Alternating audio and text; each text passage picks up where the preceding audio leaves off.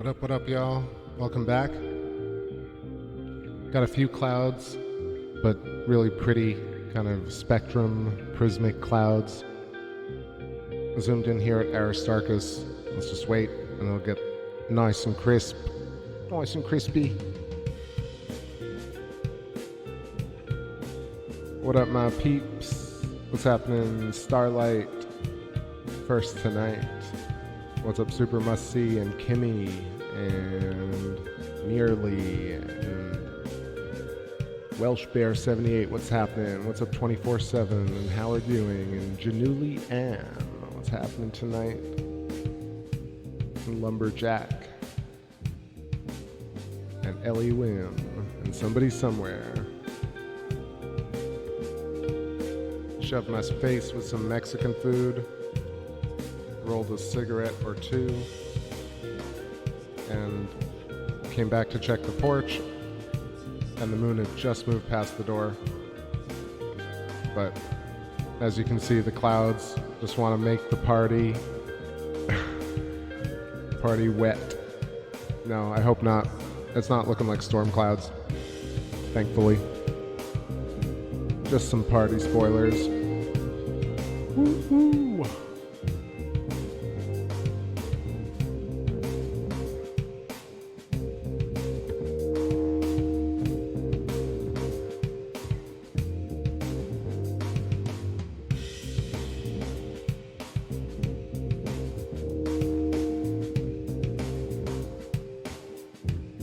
Alright, we'll let these clouds pass through. It's like a long strand, and it's the only cloud in the sky, just trailing the moon.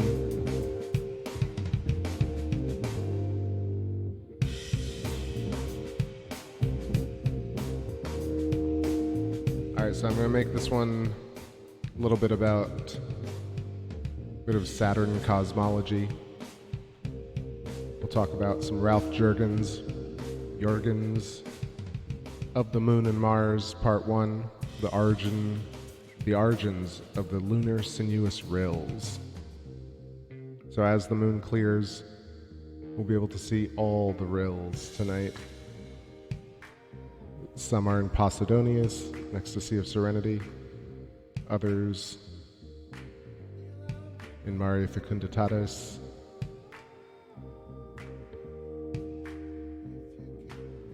Some near Aristarchus and Imbrium. What's up, Gemini Libby?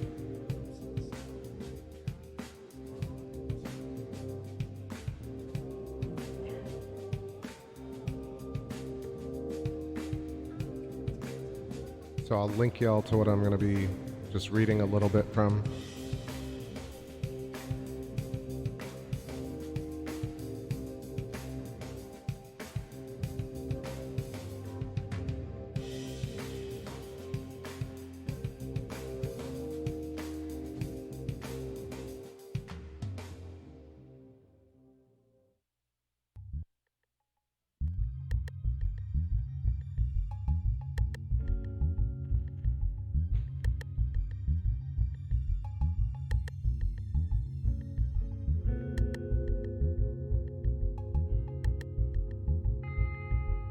Lumberjacks asked me if I can check out Aldebaran. So Aldebaran doesn't rise for quite a while, I think maybe till 3 a.m. Usually it trails the crescent moon at like 3, 4 in the morning. Right now, my view is about, well, the moon's still pretty high up actually. Let's check Stellarium. Time is 12:44 a.m.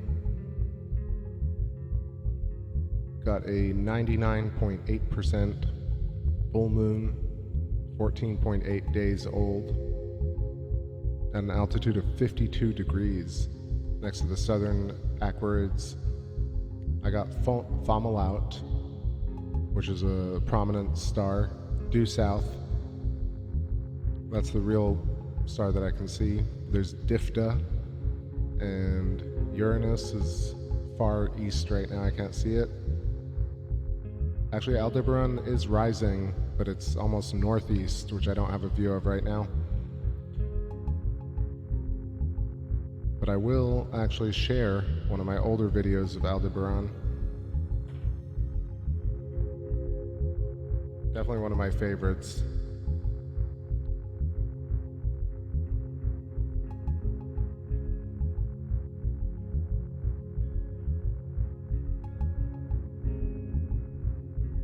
Yo, what's going on? Cruising with Jay. What's up, Masked Bishop? Aliens.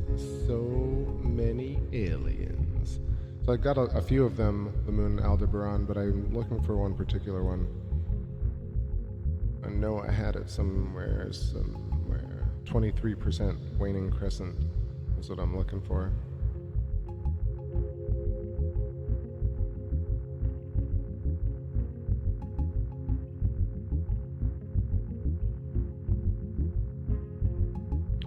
One of them. This is from way back, 2016. Yeah, this is cool.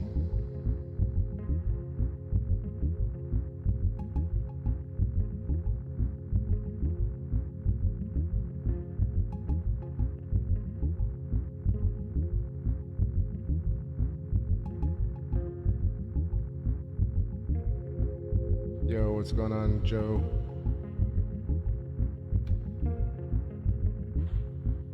Alright, so it's already hot again. And the view is clearing up, the clouds have moved. So I'm here on the north side of the moon. I'm going to use the telestration tool to kind of just indicate a few regions before I start talking about Ralph Jurgens and lunar sinuous rills. Premise for it, if you're new, is that we have a common understanding of the moon's surface being scarred by massive impact strikes through meteors and asteroids over the billions of years the moon has been around. So there's this alternate theory that the moon is pretty young, or at least our history of it is a few thousand years old, and the surface was actually scarred by electrical discharge machining, interaction between planets, for example, the moon and Mars or the moon and Earth during capture. And so these features like the mare, the sinuous rills, the craters, these are features that possibly could have been formed using electrical arcing between planets, burning and bubbling holes across the lunar surface, resulting in central peaks, uplift, sharp walls with flat floors, filamentary structures, dendritic structures coming off the craters, and finally geometry like hexagons, prominently honeycombed craters, and little craters on the rims of larger craters, and finally chains of craters which mimic her big Harrow star chains. So that's sort of a focus that I have on the moon. Show you a quick version of the geometry right here.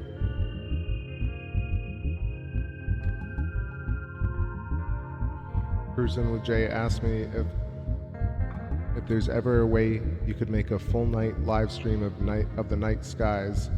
I'd be here all night. Well, I've definitely done some streams that were like 8 hours long, but I don't have the view actually for that long, really. I have like an easterly view for 2 hours, and then I have this kind of south to southwest west view, which is, so back when I first started, I used to have a full night. I used to be able to do almost 9 hours of the moon at once, but that's changed. It's probably better for my health. But all right, telestration time. Mare Crisium. Let me know if you need me to label something or type it. I'm doing a lot right here, so I'm just going to try and talk through it. So right here, Mare Crisium, almost 600 kilometers. And you can see very clear geometry on it with Proclus, very bright white crater. A good example of electrostatic energy on the moon, either raising or levitating dust or outgassing. Proclus is one of those very prominent craters that you can see that shines brightly. It's got the sharp astrid rays that come off it in a very symmetrical pattern. or rather geometrical pattern.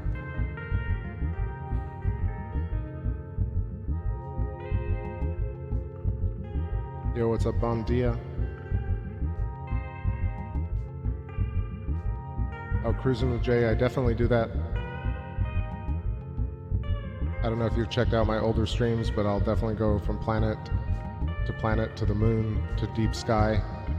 It's just, it's about 3-hour shows normally. So please tune in. Right now, Saturn is basically setting, and Jupiter's already set a while ago. So right now I'm going to stick with the moon, and of course it's full, and it's a good shot. But yeah, tune in for other times where I do the planets and the stars. Doing deep sky requires lesser moons, or like no moon in the sky rather. Shockwave, being so polite. What's going on? Good to see you, Rick. So I was just starting to sketch some geometry on the moon.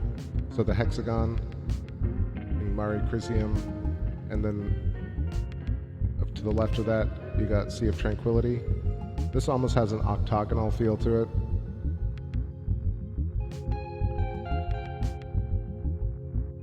And then Sea of Serenity, pentagonal, almost honeycomb.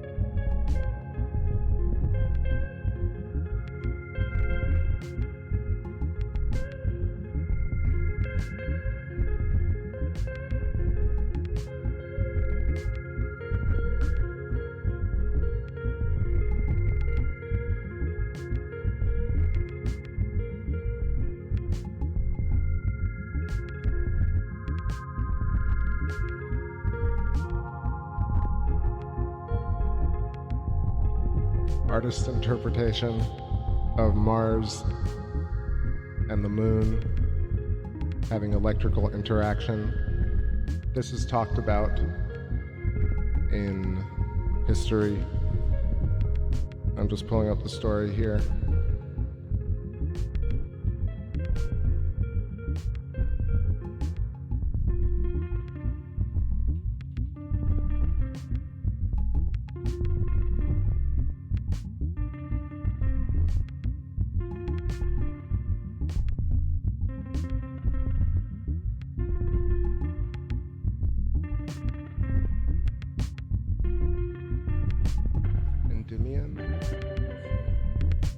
Yeah, the moon goddess Selene. There are a couple of different stories. I'm trying to find the right one here. Give me a second.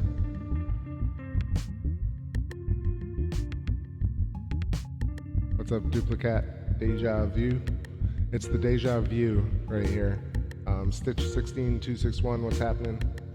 Starlight Spectrum saying, I know we got off the subject, but my comment got lost. Isn't Aldebaran below the constellation Pleiades and a bit west from Orion? It definitely seems to be.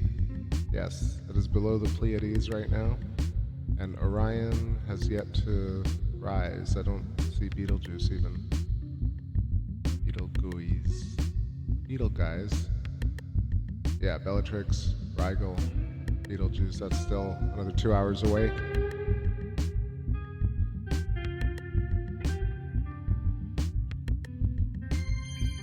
I think it's Homer, but I need to figure this out, so.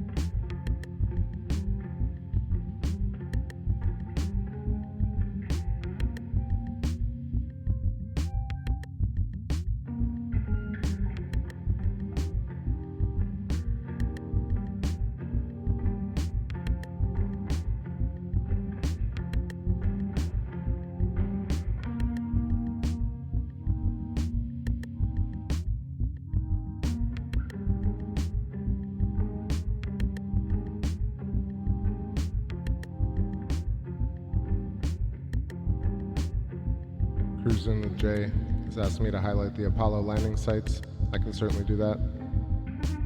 Yeah, I got totally sidetracked looking for this story of Endymion and the moon goddess Selene, Selene. So I've been reading about this. It's about how when Zeus offered him his choice of destinies, Endymion chose immortality and youth in eternal slumber. He was laid out in a cave on Mount Latmus in Carla, where his lunar lover would visit him every night. In another myth, which contradicts the first, Endymion was the king of Els, or king of, is that Eli's or Els? King of Els, in the Greek Peloponnese, who founded the kingdom with a group of Aeolian, that's like the guitar mode, colonists from Thessaly. Zeus, or I think probably Jupiter, right? Jove, granted him foreknowledge of his own death. And when his time had come, he set up a race course at Olympia and commanded his sons compete for the throne. Endymion was afterwards entombed beside the starting gate. There's a lot of this stuff, so I just want to read little pieces of it, but it's idea about the moon interacting with a human or possibly an anthropomorphized or humanized planet. Perhaps Endymion is representative of Mars, but I'm really not sure. I don't want to talk out of line here. It's just stuff that I was researching today. I'm going to go through it a little bit more, but let me do something first, which is stretch my legs. I'll be right back.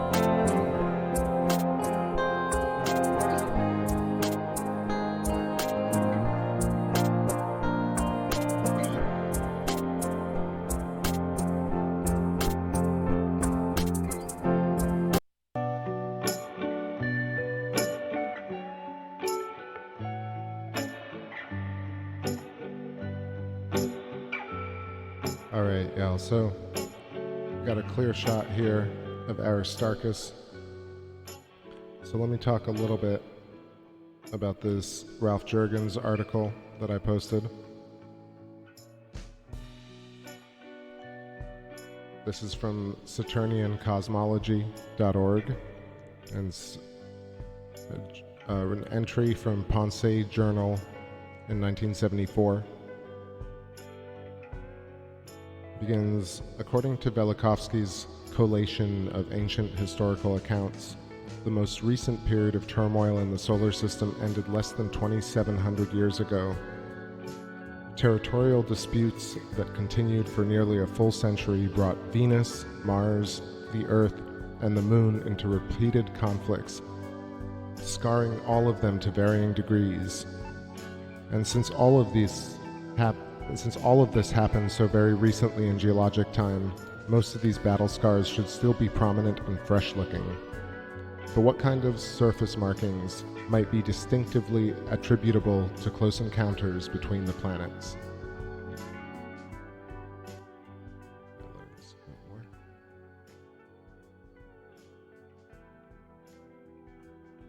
Religious, historical, and literary texts describing the battle of the planetary gods are fraught with references to cosmic lightnings and thunderbolts. The implication, emphasized by Velikovsky in numerous writings, is that the electric discharges took place between the planetary bodies during their close approaches. Furthermore, such discharges were evidently such magnitude as to be visible from Earth, even when they did not actually terminate on Earth.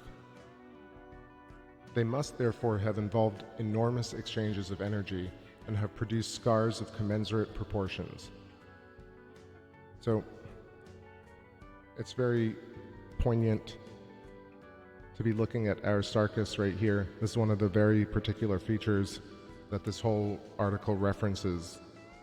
Recent features, glowing features, scarring, sinuous rills, geometric structure, which is kind of separate from this.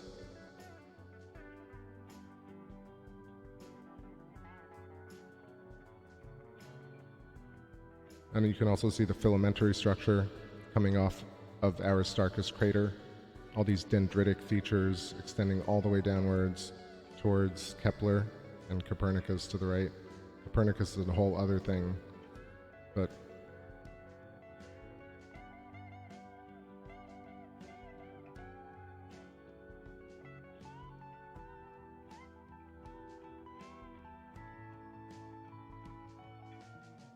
in this and in a sequel article, I intend to suggest that the electric scars of vast proportions are indeed in evidence, particularly on the surfaces of Mars and the Moon. I will emphasize that it is just such markings that constitute the most recent features of these bodies. Velikovsky quotes Pliny's description of a cosmic thunderbolt. Heavenly fire is spit forth by the planet as crackling charcoal flies from a burning log. This homely simile seems congruent with ancient artistic tradition. Early Greek sculptors portraying Zeus, for example, poised him like a quarterback about to launch a football-shaped thunderbolt. The impression gained from both these lines of evidence is that the thunderbolts thus referred to and depicted were not luminous streamers akin to atmospheric lightning, but luminous objects of missile-like proportions. If so, it seems likely that thunderbolts were of the nature of the plasmoids described some years ago by Winston Bostick of Stevens Institute of Technology. These objects, pieces of plasma, with unexpected capacity for maintaining their identity, were fired from the electrodes of a plasma gun. They emerged from the gun in donut form, like a torus, then expanded axially to form long cylinders. When fired into a thin gas, they bent themselves double and twisted into forms resembling screws. This suggests, if we are correct in equating plasmoids and cosmic thunderbolts, that the early Greek sculptors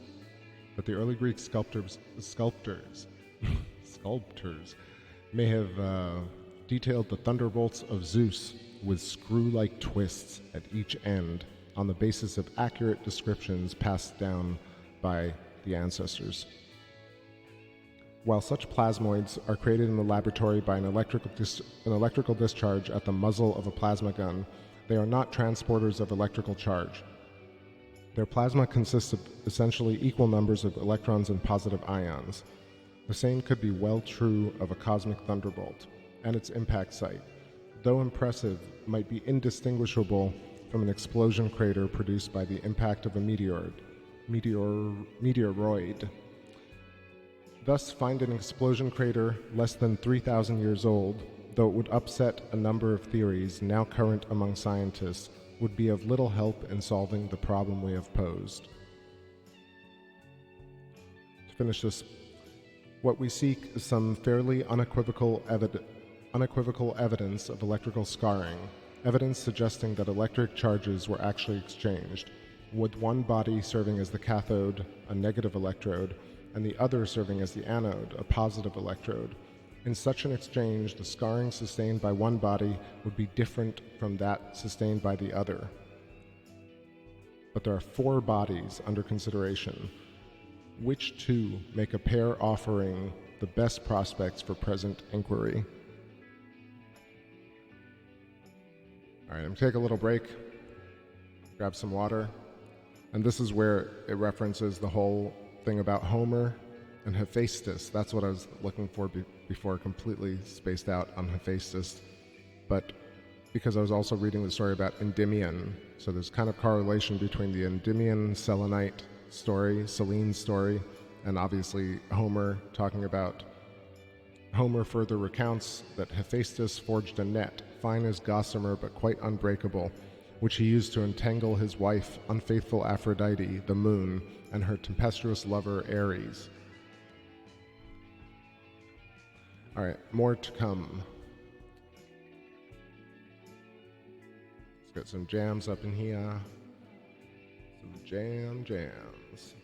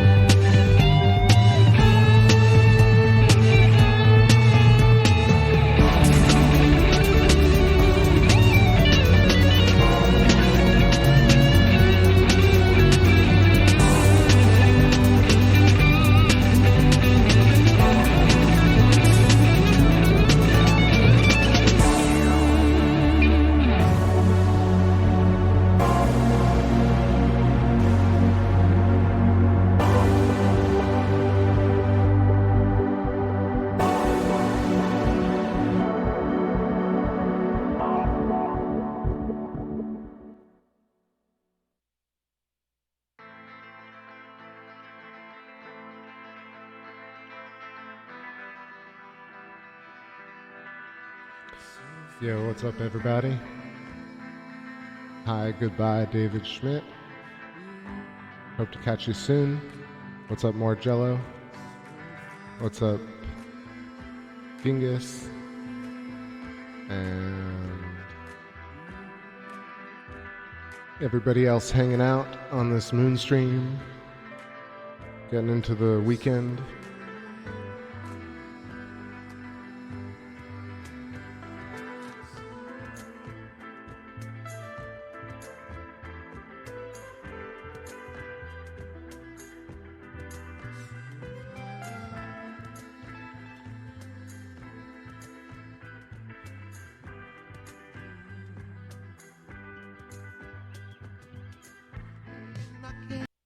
Alright, so let's see what we're gonna play here.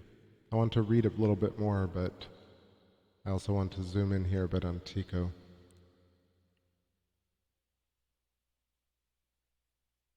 Morgello says, I went outside and saw a scorpion, a spider, a frog, and a snake all within 15 feet. A little bit further, it must be a witch starting a ritual. Got some feel for you. What's going on, Seeing? Nice to see ya. Nice to seeing. The Tale of Princess Kaguya. Watch this. Reveals a little bit about the moon. Oh yeah.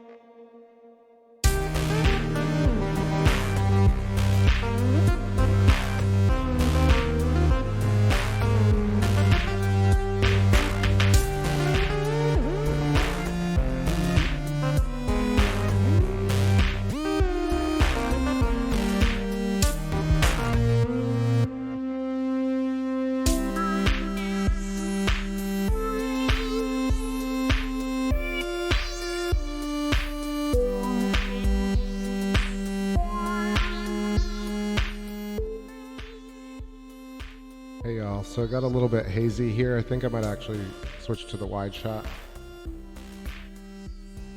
Just we'll get some nice clouds around the moon. Nice big glow. Got a little bit sleepy, to be honest, but I'll go on for another 15-20 minutes. It's great to have this view and to have y'all joining me on this trip.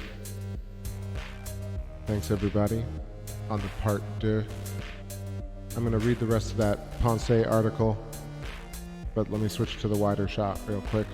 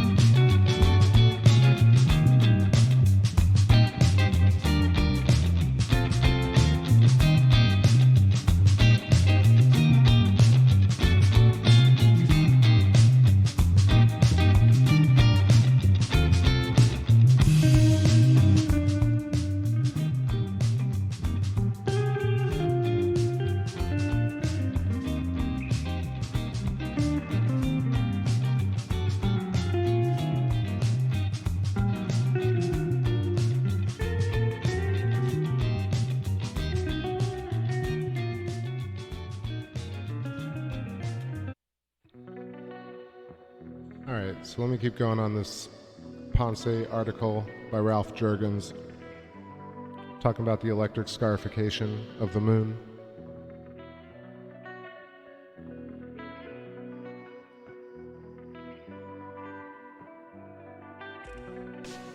I need to find a track that I can talk over. This a little too distracting. How about this one?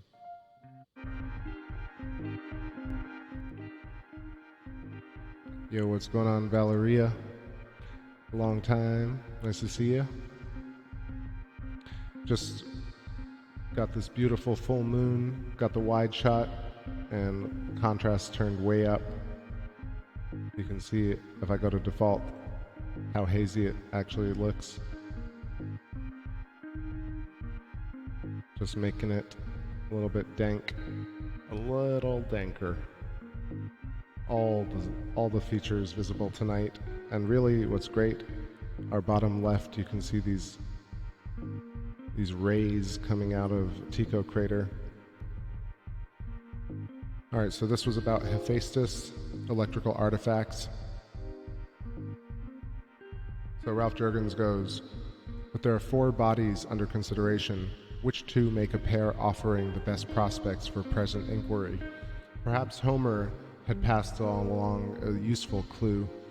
The Greeks attributed the forging of thunderbolts to Hephaestus.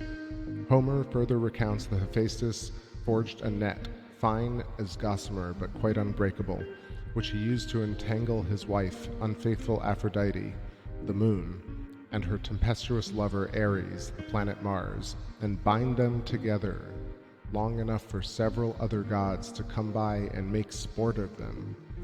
Could this net have been another of Hephaestus's electrical artifacts? The question occurred to me one day as I was leafing through a newly purchased paperback with rather unexciting title, Gaseous Conductors, Theory and Engineering and Applications. There on page 189 was a photograph of 2 spheres with sparks connecting a stream between them. The photo caption and accompanying text described the phenomenon as formative stages of sphere gap breakdown, with well-defined spark channels being propagated from anode to cathode. In addition, there's evidence of a glow discharge throughout the gap. My mind's eye saw Mars and the moon struggling to part from one another in the skies of the 8th century. Is it conceivable that Mars and the moon could have been intimately bound, presumably orbiting one another at close range, by gravitational and electromagnetic forces, and joined by electrical streamers for so long a period, hours, days, as to give rise to Homer's outrageous tale? More pointedly, could sparks have reached out and bridged empty space between 2 planets orbiting at a distance great enough to spare them gravitational disruption? I came across an affirmative answer to this last question in Leonard Loeb's Fundamentals of Electricity and Magnetism. Discussing vacuum sparks, Loeb relates an anecdote that shows, while theory might suggest that sparks, gas breakdown phenomenon, are impossible in a vacuum, industrial experience shows them not only to be possible, but all too frequent and troublesome. He explains that somehow the spark must create its own gas. The mechanism involves the emission of electrons by solids in the presence of strong electric fields. These electrons, literally pulled out of the solid materials, shoot across the vacuum gap to the anode, where they liberate gas and ionize it. Positive ions thus formed then thread their way back to the electron source as luminous streamers.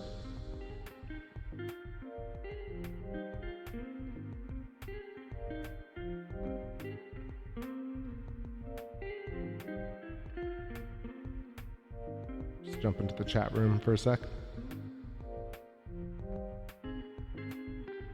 Yo, thanks Valeria. Just reading here from some of this Ponce article. What's up, George? Juliao. It says Selene was a Titan goddess in Greek mythology. Daughter of the Titans Hyperion and Thea, she had 2 siblings, Helios and Eos. She was the goddess of the moon, which she drove every night across the skies.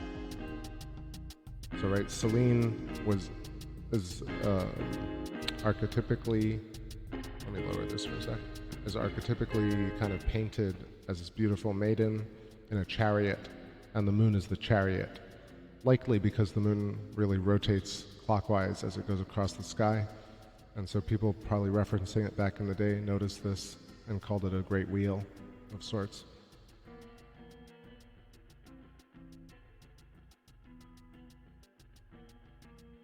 So I was talking a little bit about this article, and really, just to nutshell it, is Ralph Jurgens is referencing Velikovsky and ancient texts and different, Leonard Loeb, and a whole bunch of other historical documents to kind of postulate that the lunar surface was actually created by electric scarification between the moon and Mars, and possibly the moon and Earth and Venus. So that's really just what this is about.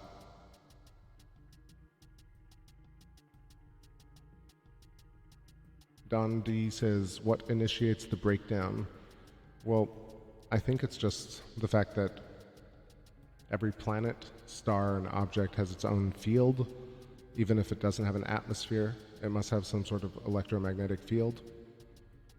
And it's possible that the moon was much more active a few thousand years ago.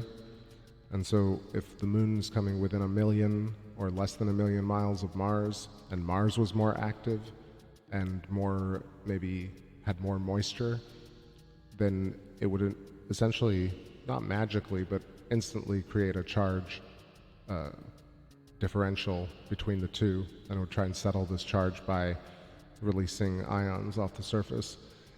That's as far as I understand it. I could be wrong, but there must be some sort of story where the moon and Earth did get into kind of orbital lock, tidal lock, what we are in now. So there had to be some sort of capture period. I feel like at that capture period there must have been some sort of electrical interaction between the moon and Earth, the same way there is now, but these arcs are in dark mode, so we don't see these electrical plasma currents between Earth and the moon. But we're definitely tied to the moon somehow with invisible fields. What's up, Almighty R? When is it? What time is it? It is 1:35 a.m. Eastern, and the moon is full right now, 99.8% at a 50-degree altitude. Let me know if y'all can see the moon outside. What's the weather like? And yeah, it's about an hour away from fully full peak. I'm gonna go for another 30 minutes, y'all, about 2 a.m. and then go crash, end this week strong. End this week strong. Let's go some tunes, and I'll read the rest of that article after, part 3.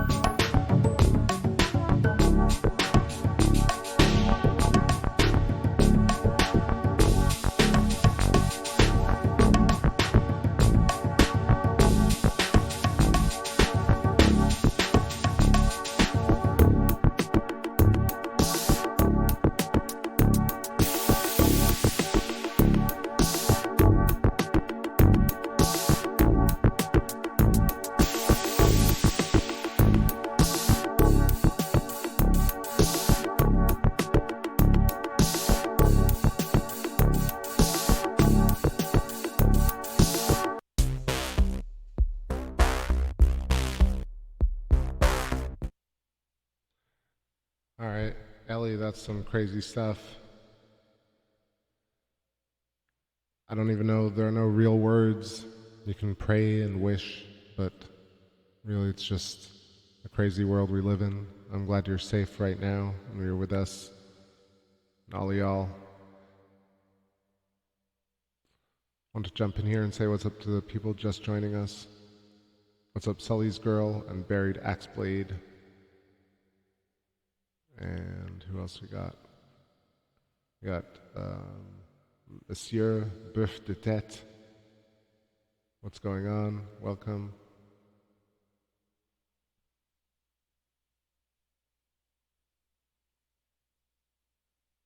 I'm getting a little bit tired, you can tell. A little bit longer, just getting this great shot of the moon, and then settle in for a long hibernation over this weekend. I might stream tomorrow, but I might skip a night because I want to do the waning crescent cycle. We shall see. Tonight's been a lot of fun. I'm just going to pull up another track here.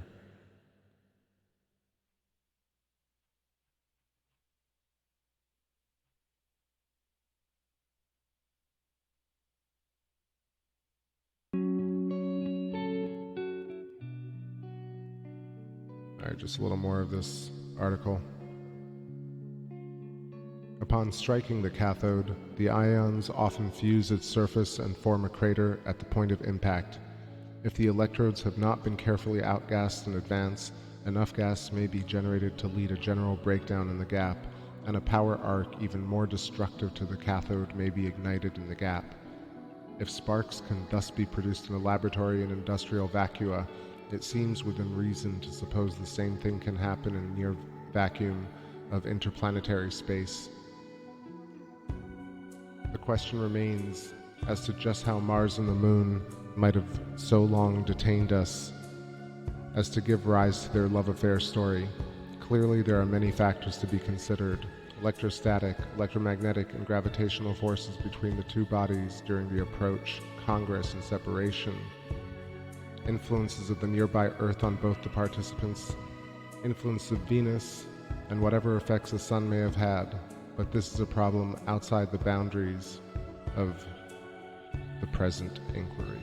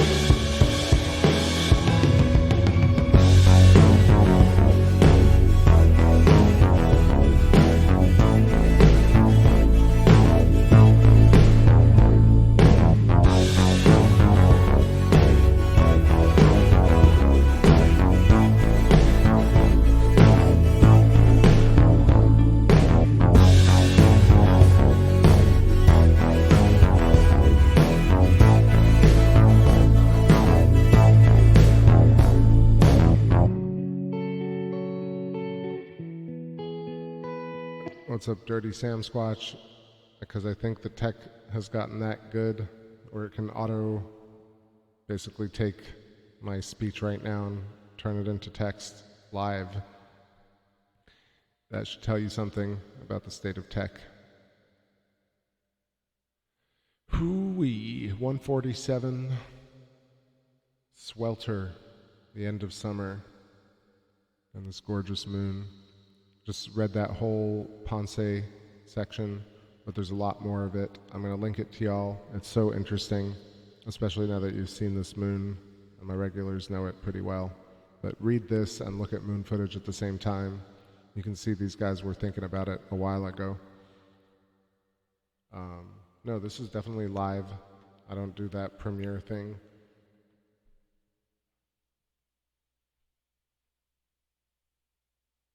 It's ever so hazy, so I'm just going to keep it in the wide view for now. Oh yeah, farmer's market, that'll be good.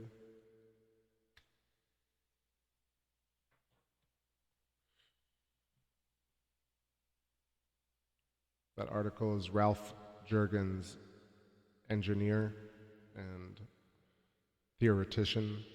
He wrote an article about electrical formations on the moon being caused by interactions with Mars, and references a whole bunch of different scientific thoughts and philosophical and mythological ideas to back it up.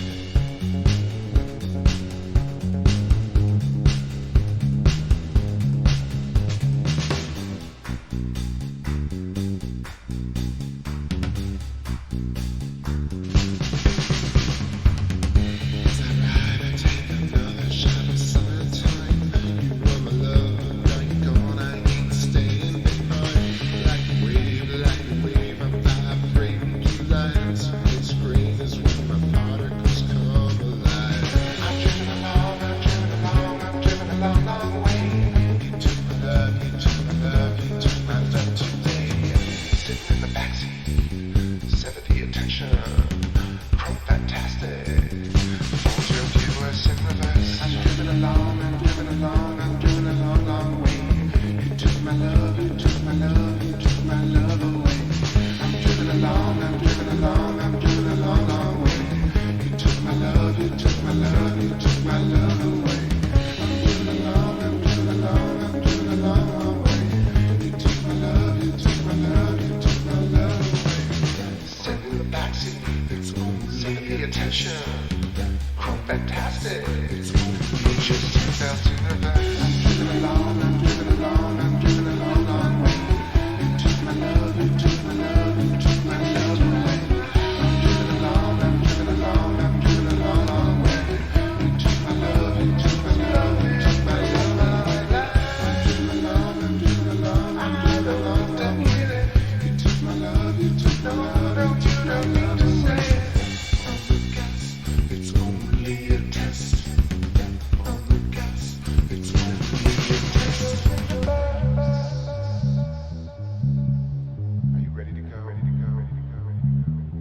I gotta get out of here. Driven a long way. Sitting in the backseat, sever the attention. Chrome fantastic. You fold your viewers in reverse. I'm driven along, I'm driven along, I'm driven a long, long way. You took my love, you took my love, you took my love away. I'm driven along, I'm driven along, I'm driven a long, long way. You took my love, you took my love, you took my love away. I'm driven along, I'm driven along, I'm driven a long, long way. You took my love, you took my love, you took my love away.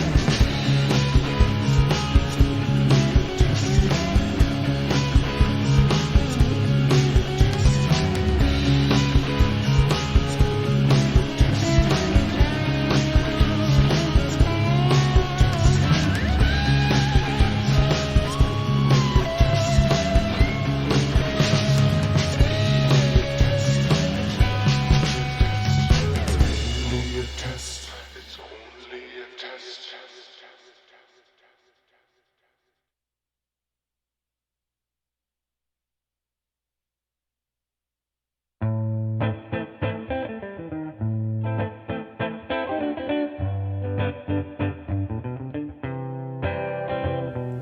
I was shaken by the battle of love. Mom never said that I had to get older. 'Cause I was thinking of calling you up to bring me back towards emotion. Let's meet down by the house of cards and watch the sun go supernova. 10,000 days on earth I've waited all alone to trip.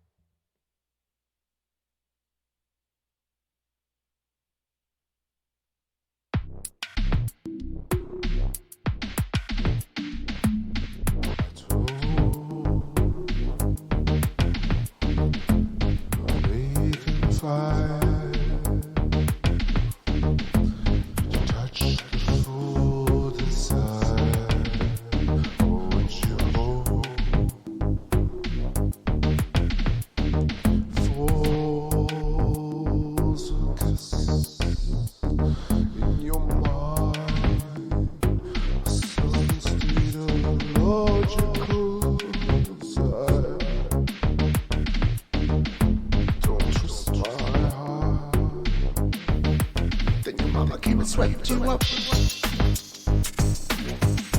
went married your high school lover.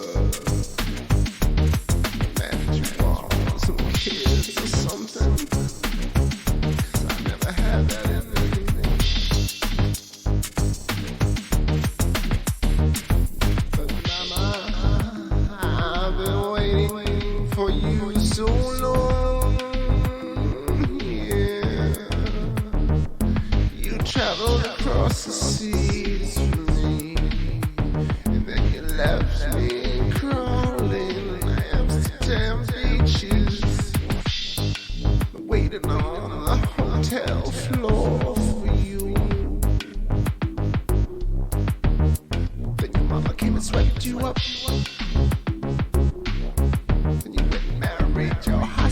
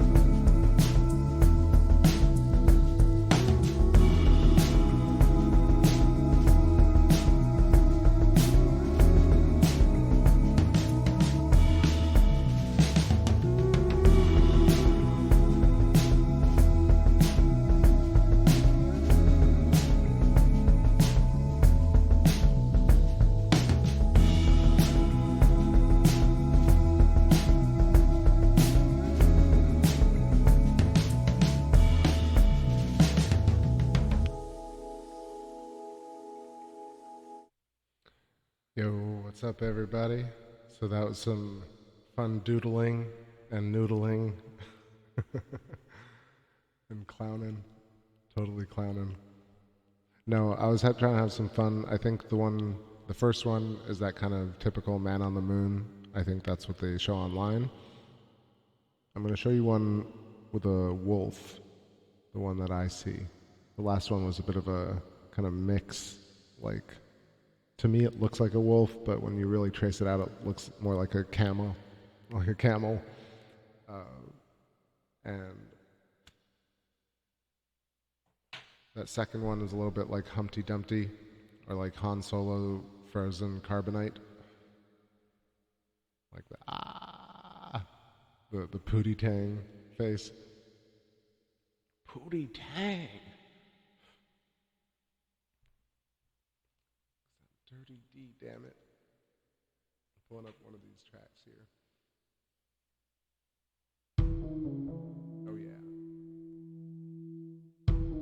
What's up, American Life videos and Fast Paced and Dirty Sam Squatch and all y'all? Who did I miss? Ellie, I'm so glad you're still with us and all is chilled out momentarily.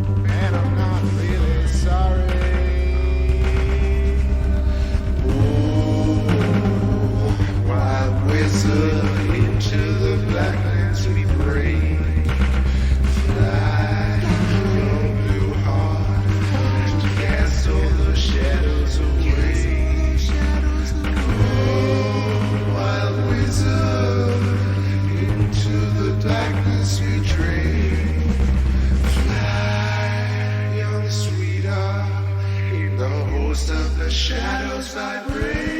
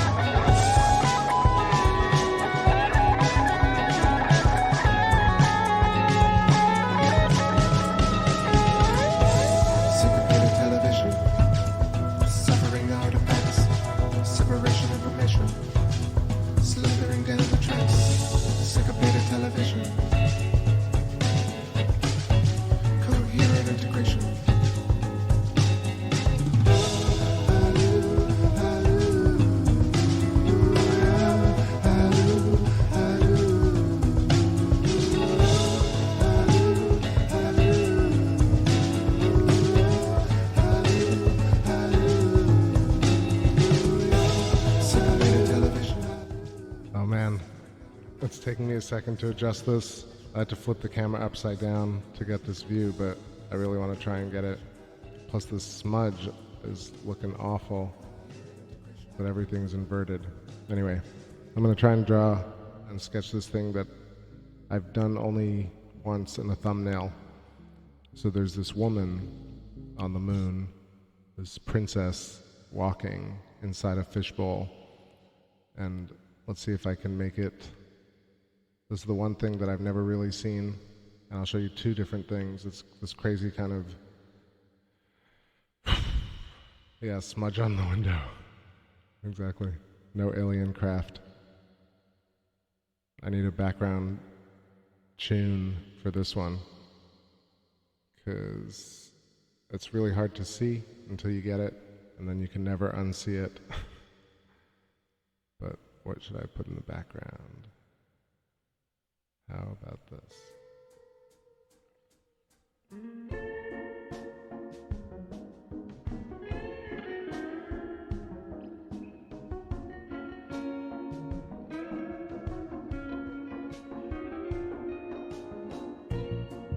All right, so I'm going to try and get it all and try and ignore that dust bunny.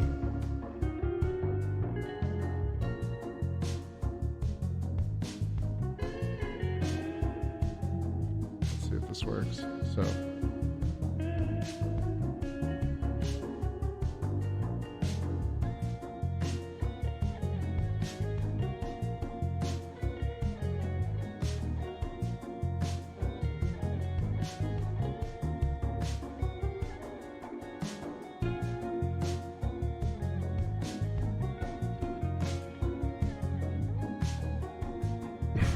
really struggling to get it centered. All right, there we go. Because I can only paint up to this point. So this is the face, and it's like really kind of a creepy face. It's got the little eye, and it's got the black hair. Black hair, black hair, black hair. It's like a weird Picasso face, and a little mouth, and this is the V-neck.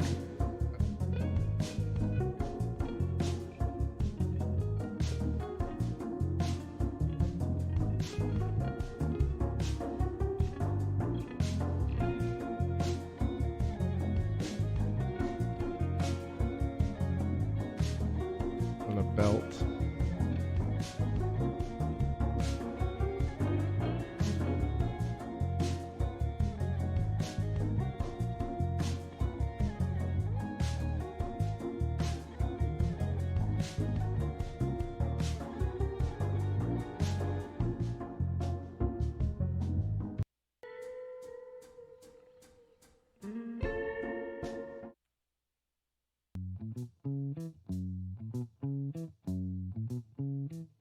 Yo, Bom Dia, take it easy. Thank you so much. I'll catch you on the next one.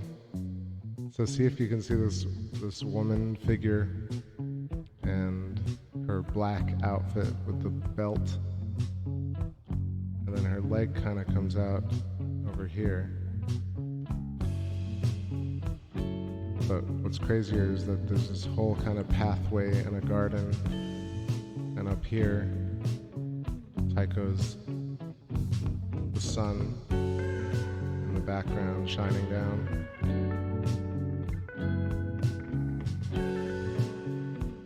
This whole area is a garden, and there's this kind of crazy creature standing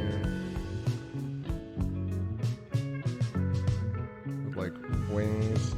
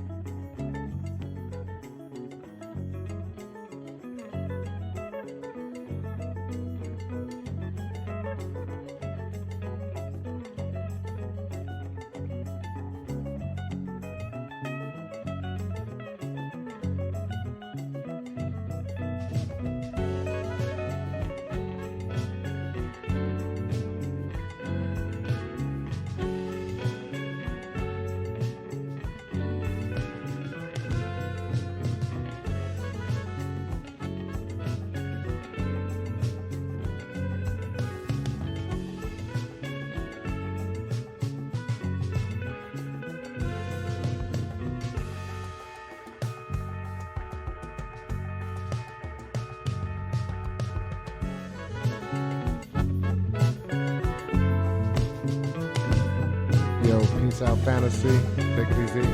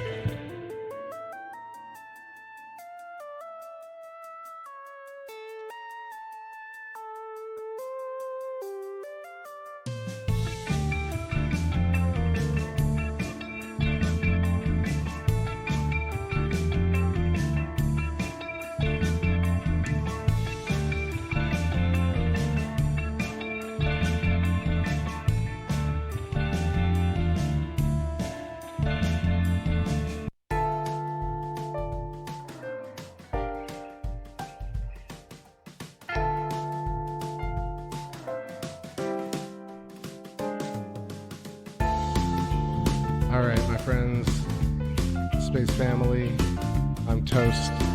Put a fork in me because I'm done for the night. Thanks. Got some gunk on the lens. Got to figure that one out.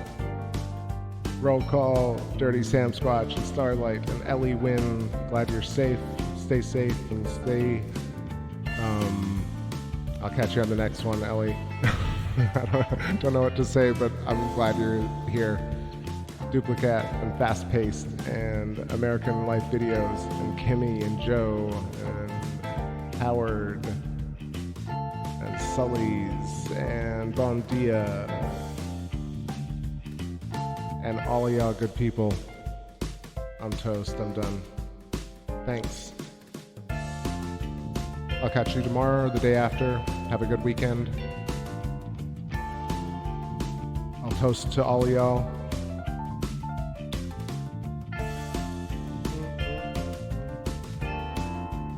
I don't know what happened, but I turned the camera upside down and I got some crap in there. That's how it happens. You want ants? That's how you get ants.